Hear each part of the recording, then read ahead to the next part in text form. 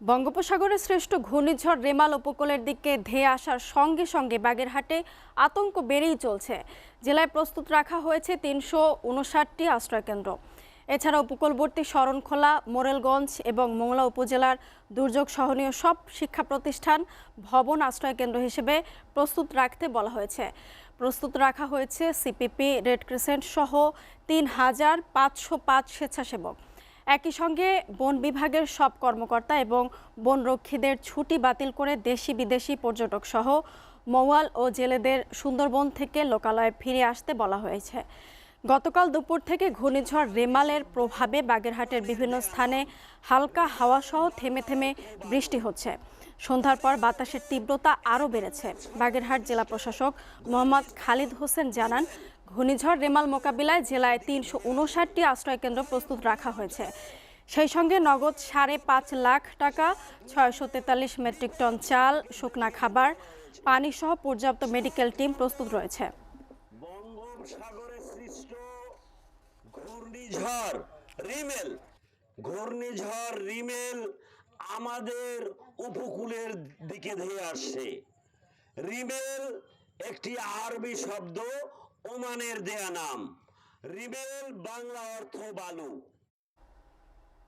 ঘূর্ণিঝড় রেমালের খবর সংগ্রহে বাগেরহাট উপকূল এলাকায় আছেন আমাদের সহকর্মী পার্থ চক্রবর্তী। যুক্ত হচ্ছে তার সঙ্গে।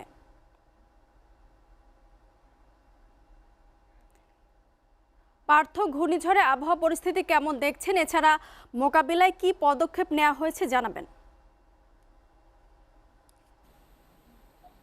বলছিলেন হাওয়া বইছে এবং বৃষ্টি হচ্ছে দেখতে পাচ্ছেন। তো কাল রাত 9:30টার দিকে জেলা প্রশাসক, বাগেরহাটের জেলা প্রশাসক এক জরুরি জুম মিটিং এ কিছু দিক নির্দেশনা দিয়েছেন, যেখানে ৩৪৯টি সাইক্লোন শেল্টার তৈরি রয়েছে এবং ৬,৬৪৩ মেট্রিক টন চাল এবং ৩,৫৫০ জন ভলান্টিয়ার্স এবং ৫.৫ লক্ষ টাকাও বরাদ্দ দেওয়া হয়েছে। উনি ওই মিটিং এ সমস্ত উপজেলা নির্বাহী কর্মকর্তাদের সতর্ক থাকতে বলেছেন এবং এবার কিন্তু একটু প্রশাসন কঠোর অবস্থানে।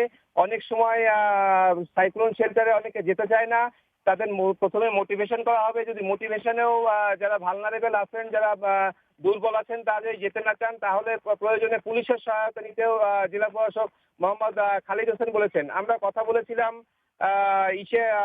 পানি উন্নয়ন বোর্ডের এক্সিএনের সাথে। উনি আমাদের বলেছেন যে ওনার কাছে 2.5 কিলোমিটার বেড়িবাঁধ ভালনারেবল, মানে খারাপ অবস্থায় রয়েছে। ওখানে ওরা জিও ব্যাগ নিয়ে কাজ করছেন এবং প্রায় 19,000 জিও ব্যাগ ওনাদের কাছে মজুদ রয়েছে। যেখানেই বেড়িবাঁধ ভাঙা শুরু করবে, সেখানেই যারা তৎক্ষণাৎ কাজ শুরু করবেন।